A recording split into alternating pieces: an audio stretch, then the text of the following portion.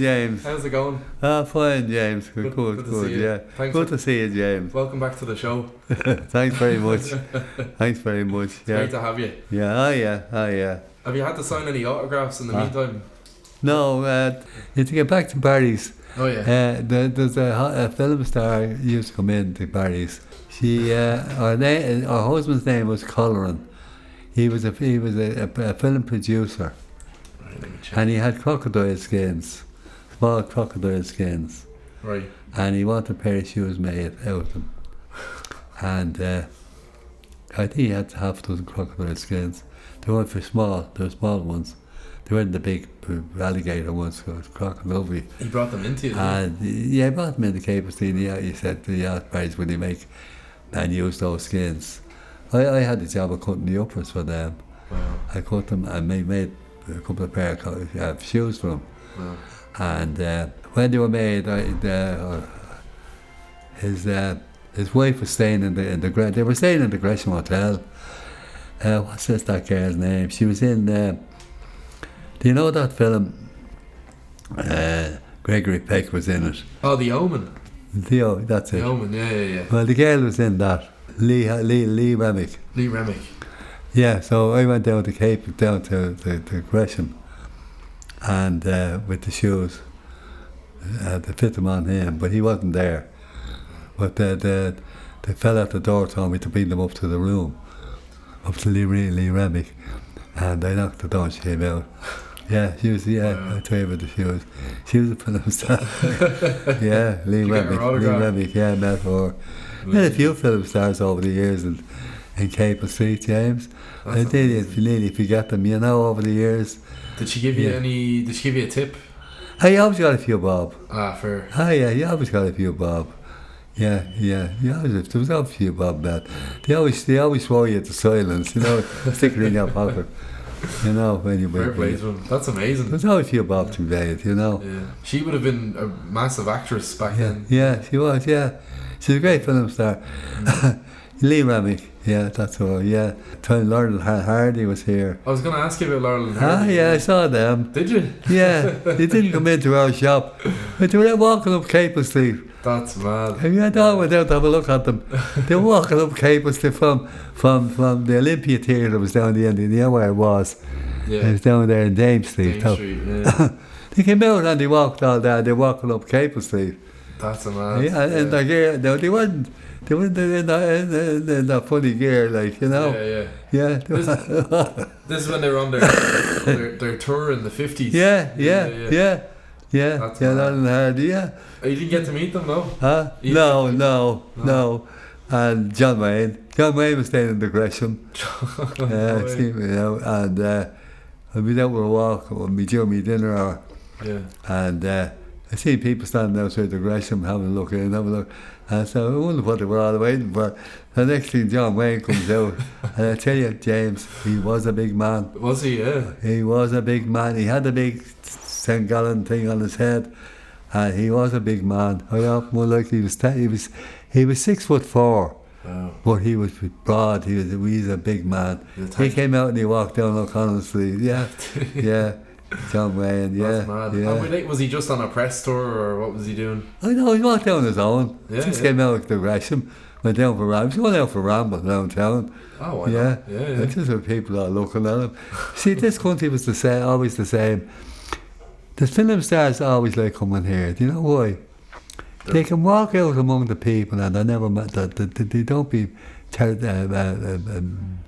molested to ask for the autograph or anything like that. Yeah. They look at them and say hello and leave them alone. Yeah. See, in other countries they're mobbing them and everything else. Right. They don't do that here. I suppose. They let them out and they're going. He was going out for ramble downtown, probably going up the Grafton Street and a few other places. Yeah. So like a lot of people saw him that day. Yeah. He wasn't bothered. So he was a big man, James. Well, I'd imagine. It's on the films you don't realise when you look at him, Well. But he's 6'4" and he was broad. Yeah, he was a big man. Yeah. What was he in that you would have watched? I always liked the Western, James. The Westerns, yeah. Yeah, I still do. And war films. Yeah. Yeah, but see, You get tired with the war films after a while. Yeah. They show the same way. And the same with the westerns. Aye. But some of the westerns, you don't get tired looking at them. They're really well made, aren't they? They're well made, They're and fun, yeah. you don't never get tired. You always look fun and see and enjoy them. Yeah. That's why I always the westerns. The westerns. But the war films, you know what's going to happen. Well, you do with the westerns, but there's something different about the war films. Like there's the same thing again. Yeah. But as I said, the westerns, and especially John Wayne. But there was other fellas like John Wayne, Gene Autry. Now Gene Autry was my favourite cowboy when I was a kid. Gene Autry, yeah. Gene Autry, okay. He was a lovely singer. He was the first man to sing Rudolph with the Red-Nosed Reindeer. Oh, really? Gene Autry. He came into O'Connell Street, and one night I went in to see him in town. RTE were broadcasting from the GPO at the time. Oh, okay. That's where they used to have their studios. Oh, really? In the GPO, Wow, I didn't know. at the side, the other GPO, and other side street, Henry Street. Yeah. That was the door into the recording studios. Wow. And he was in town, and everyone knew Gene Autry. Everyone followed him. Yeah. And I went on my bike and into O'Connell Street to see Gene Autry. And he was on his horse coming up O'Connell Street. Coming in style. and he went into GPO. And I said, now he's going to sing a few songs. I won't be able to hear them out here. So I lashed on my bike, I lashed home, got to the radio and heard them on the radio. Brilliant. There was 100,000 people in O'Connell Street that day. Really? Oh, Yeah, my God. they all watching Gene Autry. Wow. He was a lovely cow. Him, Roy Rogers followed him afterwards. I wonder you ever remember Roy Rogers. No, I've never heard of Roy Rogers. Yeah. No. Roy Rogers was belonged to a group called the Sons of the Pioneers. Okay. And he left them and he went solo. And then he got a film career. Yeah. A lot of the singers were actors as well, and vice versa, weren't they? They were, yeah. They really were, yeah. Do you remember James Stewart? James Stewart, Were you a yeah. fan of him? Yeah. Yeah. He was in the American Air Force when he was in the war. Yeah. James Stewart. I don't think I ever saw it. He was probably over. Well, we see most of the artists in the Royal. The Royal used to have two shows. They'd have a stage show, and after that they'd have a double feature of film. Yeah. And when the stage show was over, then you settle down and look at the picture. You wouldn't get that anywhere, Jay. No, that's just a And, cool and idea. the Royal Oath held over 2,000 people. Wow. Yeah. And Danny Kaye, Bob Hope, all those stars played in the Royal. And we used to go and see them. It was Saturday night. Wow. Thursday night. And I think Florian Paddy used to go as well. Most Dubliners headed for the Royal of a Saturday night. It was a going thing to go. That was the spot. And then you seen a picture. If you didn't want to stay at the picture, you came out. Yeah. But the picture used to be good pictures, you know. Yeah. Yeah. Sounds better than Copper's nightclub. Yeah. Tell you what. So who were some of the acts that you saw there? So you had Bob Hope and Bob Hope, Danny Kaye. yeah. Danny Kaye, who else? Yeah. There's loads of them, James. There's loads of them. They come to me to think of them. What's his name? The different. Crosby, yeah. Bing Crosby. No. He was on the ride. We never got to see Bing Crosby. He was here all right. We never got to see him. There's a good few singers like that, you know. What sort of shows would they put on before the main act? There was always side shows. There was what you call them? Our own comedians. You know, he growing up, he was always on. Local acts. Local acts, was it? Yeah. There was their own comedians. They had their own spot. A fellow named Eddie Bourne and Noel Purcell and all those players, Jack Hughes. There was our own features. They did come on before. And there was an organ there. And the organ used to come up at the beginning from the stalls rise up. And they'd be playing music there before the things to start. Right. Yeah. Sounds like a lovely. Yeah. Lovely It was great. Yeah. It was great. And they pulled that bloody theatre down. They should have left it alone. They should have. Yeah. Yeah, it's the biggest theatre in Europe. Are you serious? Yeah, it was. Yeah, Wow. biggest in Europe. And they used to have boxing and everything else. I don't know the powers that be at the time weren't making enough money with it. Yeah. They went to keep it going at that time, you know. What a shame. Because you had what? You had the Metropole in O'Connell Street, and you had the Capitol. And that was around the corner from the Metropole. You know, theatres. Then you had the Carlton, the cinema, Carlton. You had loads of entertainment. Yeah. Loads of cinemas. You know, and they weren't that expensive, the cinemas. You know, they're fairly reasonable to go and see a film. Yeah. One thing that's happening now. One thing that's happening now is a lot of people are watching films at home. A lot of cinemas. Well, it's the films at home and everything else now. Yeah. And all these new films, you know, on the internet and stuff. I can't see. I don't know it. One thing I do miss now is that experience of going to the cinema with people. Yeah, enjoying the film together, you know. Yeah. It's a shame. It feels like we're losing that now. Yeah. Fellas and I used to go to pictures every time. Anywhere there's a hobby, go to pictures, and we go to the theatre, the shows and that. Yeah. It was more of an we event. did them. Yeah, we did them. Yeah, we did the whole thing. The only pity it was like, I often felt sorry that Phyllis wasn't alive to bring her to Italy and all where we were on the cruises. She would have loved that. She would have loved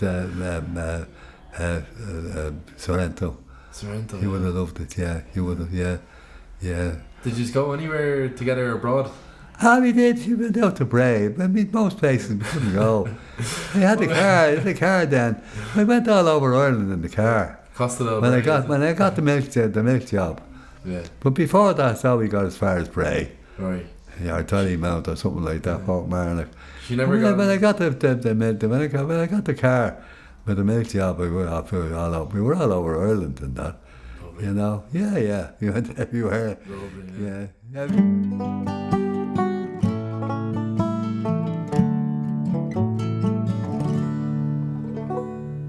The 60s were a terrible year.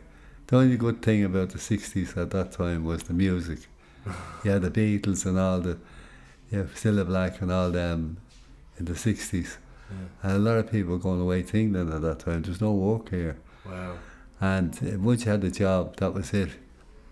And the fellas, the people that gave you work just said take it or leave it. If you left your work, there was no work to be got. And times are hard, James. Yeah. So it was a case of what you had in your mind to be when you grow up, what kind of job you'd like. Yeah. I would have loved to be an electrician. That's what I had my mind on. That was your dream. But that didn't happen. You were thrown out to work.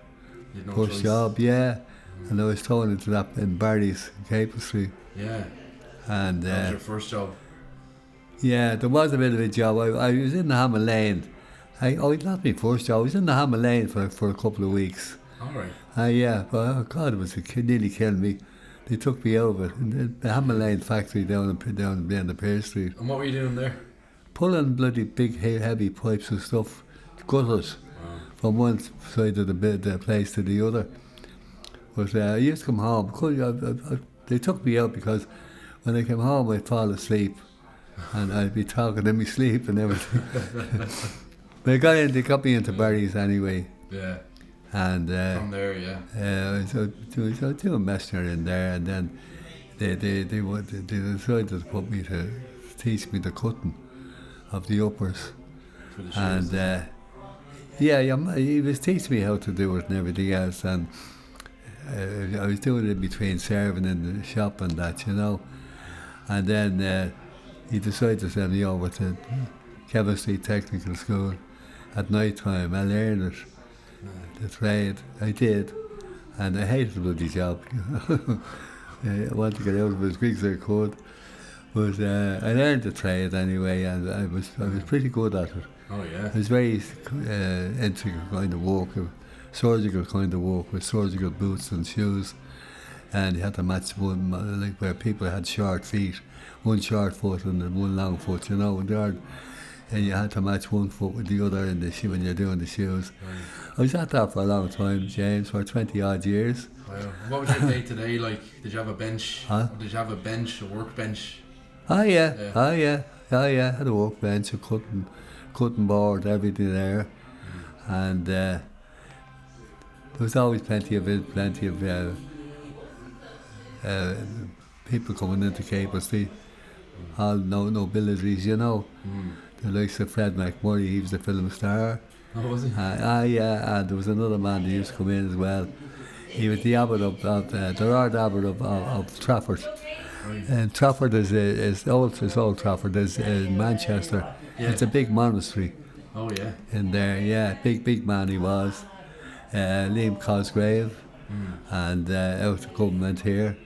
His father was I think he was the first president of the council or something in Ireland. Wow. Yeah, but time went on and we're working in it, doing we work, and the years went by in it. Yeah. And lots of things happened during that time in Capel Street. An awful lot of them. A crowd came over from the States to make a film of the handmade show. What they called it The Good Life. It was about horse racing and hunting boots and all that in Ireland. And they were taking a film of the man measuring for hunting boots, and I was standing by looking at it. I was standing by with tape, and I turned out they were from Life magazine, magazine and Look magazine. They were all one, and I was in the film. That went all over the world. Yeah, and make you a star, I don't know. Well, there was a man from the government who used to come in. Forget his name, and he was sitting in a dentist in Los Angeles, and he was browsing through the way the books to be in the dentist, like when you're waiting to go in to get your tooth done. On the waiting room, yeah. And how popped my photograph. Yeah, he was telling me when he came in, that was in Los Angeles. But I can tell you lots of things about Capel Street. Yeah, you know, that's amazing. They had different people that came in there. You know, yeah. It was getting to the stage with Barry's that they were putting you out on 3 days a week. Right. That kind of thing. And then when he did that, I used to go over to a fella named Micheál Edge over in James Street there, in Trinity Street. Right. And I used to work 2 days over there for him, cutting. And Tommy Barry in Capel Street wasn't a bit happy about that. But that's a family to keep, you know. So over the years, like, it came that he was drinking an awful lot, and the business.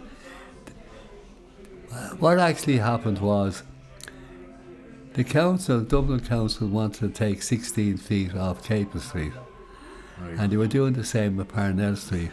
They were going to put a dual carriageway. They did it in Parnell Street, but your man Tommy Barry got cold feet, and he thought he was going to lose everything, so he sold the business to the Munster and Leinster Bank. They were in Capel Street at the Provincial Bank, They were beside us in Capel Street. And he got out of there and gave us all redundancy, which wasn't an awful lot, James. I wouldn't imagine. No. So I got my opportunity when I was out. I had to sign on to Labour, and there was a job going over in Dublin Dairies. Paddy worked over in Dublin Dairies over in Crumlin, and there was a man over there, Donoghue, John Donoghue. Yeah. He was in charge. Paddy told him about me, so I got a job in the dairy down in Donecarney, That was Premier Premier Dairies. Dairies, yeah. Lovely. As a milkman. Lovely. And that was your favourite job? Oh, those were really tough. Yeah. I had to learn how to deliver the milk, and it was all go kind of thing. Yeah. That when you went into that dairy, you went in at 5:30, 6 o'clock, and you pulled out your milk out onto a big ramp. Yeah. And I was taught by a fellow named O'Brien. He's a nice lad. Yeah. He was teaching me the runs, and you went off and started working, and you were finished fairly early with him. Now, when I got the job fully job in the dairy, I was what they call a spare man. I had to learn 3 different rounds. All at once? Yeah. Wow. But before that, when I was doing the round I was on, I had a horse, and the round finished up in Clonshock. Do you know Clonshock? Yeah, there's a prisoner's place up there that they're let in there. They're good prisoners. They go out to work from there. Right. And me last stop with the milk any morning I went up with the horse. We had 12 or 14 crates of milk, and then I'd head back to the dairy. Which I wouldn't be finished till nearly 2 o'clock. Yeah, it's a long old day. Yeah, but you see, I'm only learning. Yeah. And I was on my own. Hey, did you get a break at all in between? No. And then when I got home from that, I'd be crippled. I would imagine so, yeah. Phyllis would have a bath of water ready for hot water for me, and the first thing I did was get into the bath. Oh, you're well looked after. And try and get, put that stuff into it. What was it? The Chinese, me bones, and every part of my body was aching. Like a muscle relaxant. That went on for about 6 weeks, James. Wow, you got through it. I got better at the job. Mm-hmm. I got quicker at it. Yeah. But I was still aching, different parts of my legs and everything. About 6 weeks, and Phyllis wanted me to give up the job. But the job was well paying, it was great pain. It was 3 or 4 times the wages of Barry's. Oh, you'd be mad. Yeah. I was able to get a car, James. The days in that time of the year, in early the 70s, the mornings were beautiful. Oh. I'd be out in my t-shirt. And it'd be beautiful summers, James. First thing in the morning. We never had heavy winters, though. Really tough winters.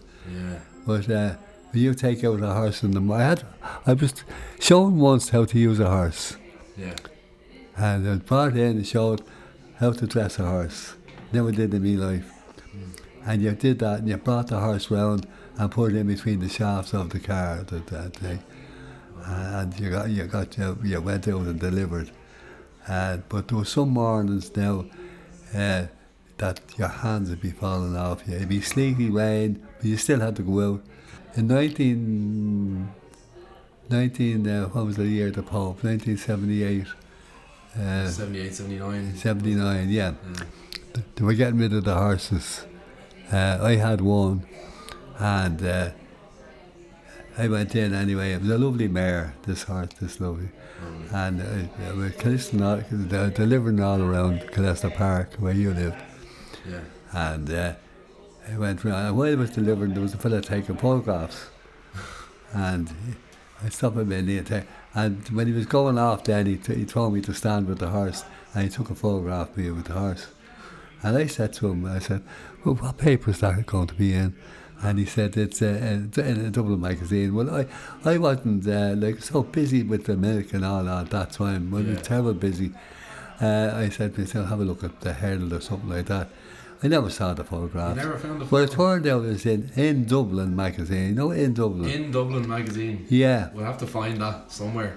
They went out of existence, James. I think that other paper took over. What you know, it's a satirical paper. I forget the name of it. But I heard something this morning on the news, yesterday. about this, the time. They're celebrating something of Dublin, in Dublin magazine. RTE was only RTE2 was only starting in that time of the year, and they'd open up at 7 o'clock and they close at 11. And at the end of the 11 o'clock, they put these stills on with different photographs. They weren't moving; they were stills. Yeah. And it was Florrie rang me one night. I was at home. He said I was on the telly, and I kept looking, waiting to see when and they didn't show for a lot, and then it came on again. I saw when but ever so often it turned up on 11. But yeah, when RTE finished, they never put the national anthem. Just these stills, because they were only on for a couple of hours. Sure, yeah. Till they became that they were on all the time. You know. I'm sure they have it in the archive somewhere. They have to. But yeah, there's something about in Dublin magazine this morning. Yesterday, I think I heard it. They're celebrating some. I don't know. It would be a centenary now. Mm-hmm. Maybe the 50th year or something like that. Yeah. In existence, you know. Right. But the only thing about it was,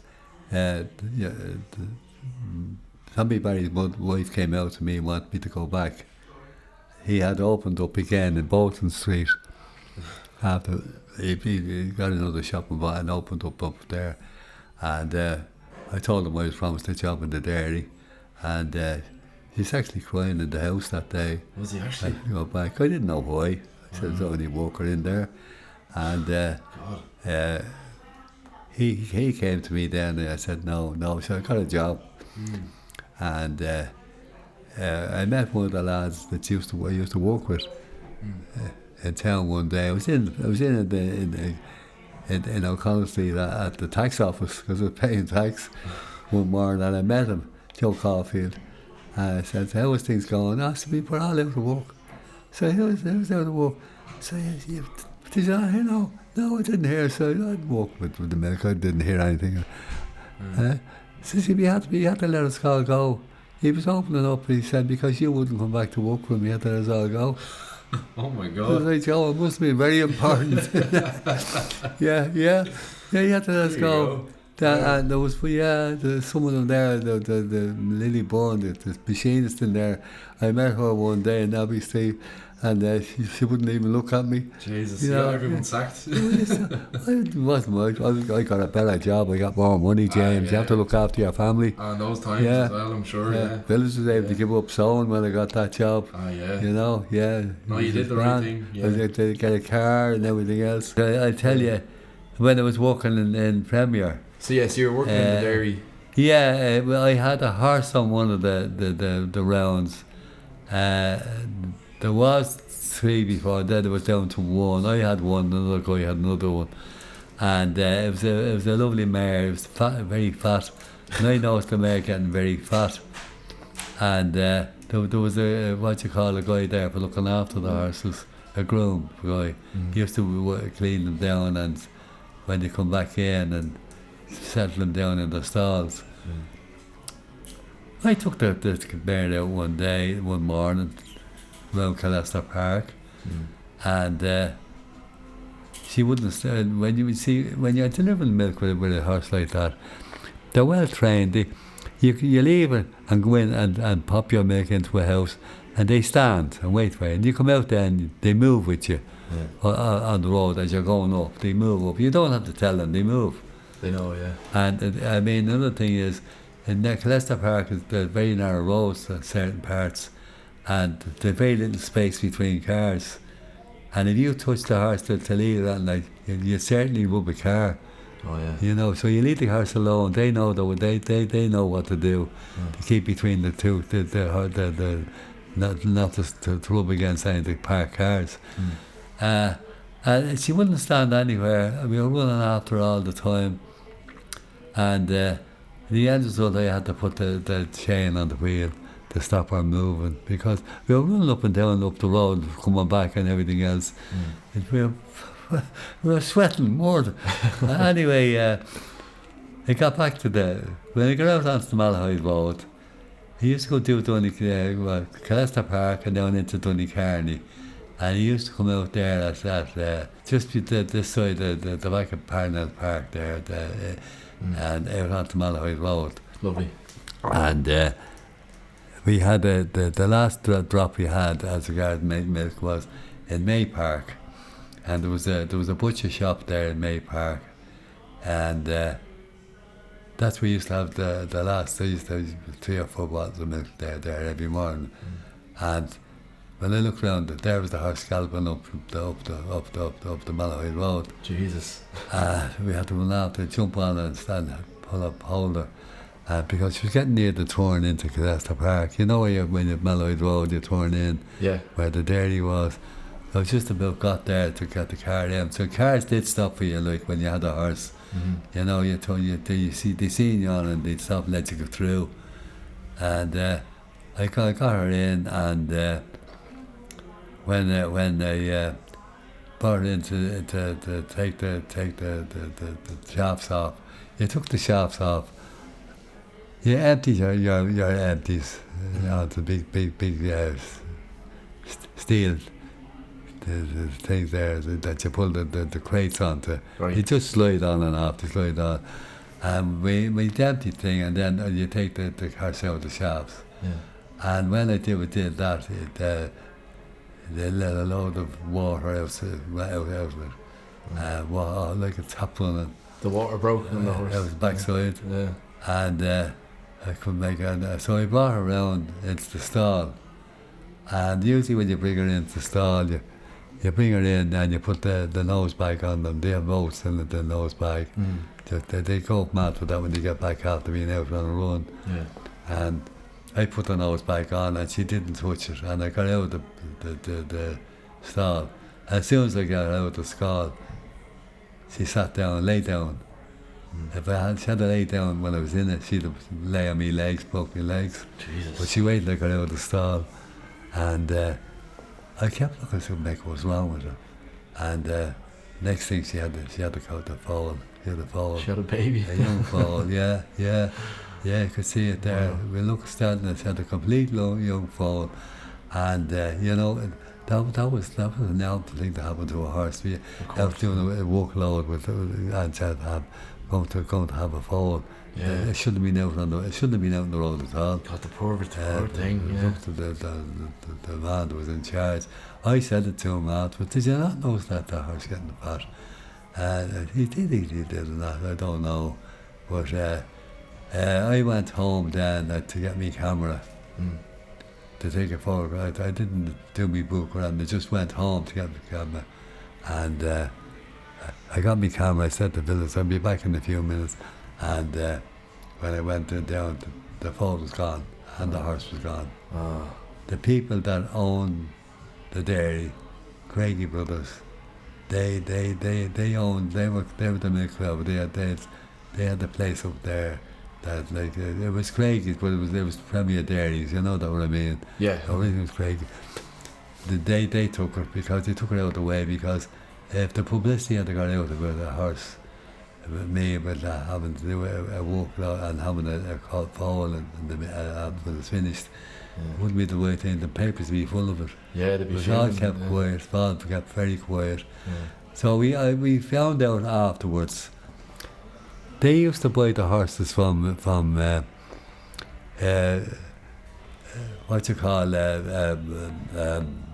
people up there, and they had them, and they used to buy them from people. A stable, was it? In a stable. No, they did it from I'll think of the name of the thing. Yeah. But somebody bought this horse from them, and it was in foal at the time. It was beginning to be in foal at the time, and nobody copped her on, you know. It was pregnant when they bought it. Yeah. When they bought the horse. They bought it then, and they should have known, they should have seen it, you know. Do you think they knew? I never saw the foal afterwards, I never. Do you think they knew the horse was pregnant the whole time? Well, I don't know, James. I mean, I'm not a horse. I mean, I wouldn't know about the horse and what they have and not, you know. Hopefully not. The only thing that when when I was introduced to with the horse for the milk round, I was shown once how to put the gear on the horse, how to put the bridle on and all that. I was shown once, and I was always told, when you're dressing a horse, always dress a horse from the left hand side, never go to the right hand side of a horse. Well, why is that? That's the way you do it, and there's probably reasons for that. But no, and you're shown once how to do it, and you do it, and then you get better every time you do it. So you have to have it. When you go out onto the thing to put the milk, the milk in, in the yard before you go, then some of the lads there will show you again. Yeah. But the actual instructor shows you once, and that's it. But you do get help, like a lot of the country lads, and some of them from Tipperary and around there, the country lads, they were great lads. Yeah, they always gave you help. Lovely. The Dublin lads never bothered. No. Sorry about that. No. Always the country lad. They were always very helpful to me. I will say that about them. Yeah. Very helpful to me. Lovely. In the work. Yeah. I give. But, I always said it. They were always great. That's great. Yeah. And but that was the thing about the horse. That's great. I love that. The travellers. Oh, travellers. The travellers had, what the travellers had the horses. Okay. They do have them, and they sold it to the dairy, and seemingly it was probably in fall. I had them for a couple of months, and then they had the foal. Yeah. Must have been awful for the horse. Like, they can't tell you. It was, but she was a lovely mare. Yeah. It was a lovely horse. Yeah. It really was a lovely. Used to come in the morning, go in the morning, used to turn his head round, they used to give a bit of a carrot or something like that. And and it was a lovely horse. Horses are very intelligent. Yeah. They really are. They're a lovely animal to deal with. They're very intelligent. What time is it, James? It's 20 to 8. 20 to 8. How are you doing? Yeah, I think nearly it's... Yeah, we'll finish up, will we? Will you come in again? I will indeed, yeah. How's that one? Oh, brilliant. No, really there's more to it than that now. There's things I'll be thinking about, I'll tell you about the next time. I'll be going back over my time going up again. Yeah. Because that's the more important times. Yeah. In those years when I lived. Yeah. In my young days and everything else, I'd love to hear all of it. Yeah, I'll bring you up further up then. So there's lots to go yet. Yeah. We've 101 years of... You can tell us your deep, dark secrets. Huh? Your deepest, darkest secrets as well. Yeah, exactly. Brilliant. James. Yeah. I'll be thinking now tonight, what did I put into what that? We say next, yeah. Well, will we leave it there and we'll see you next time? Yeah, all right, James, Right, you have to say bye to everybody. You got this guy comes in at 8 o'clock. Ah, he'll get you. Yeah. We'll say bye, will we? Huh? We'll say goodbye. Yeah, so that's it. So what we say goodbye? We'll say goodbye. Slán Abhaile. Huh? Slán Abhaile. Slán Abhaile. Slán Abhaile. Yeah. Lovely. Thanks, Granda. All right.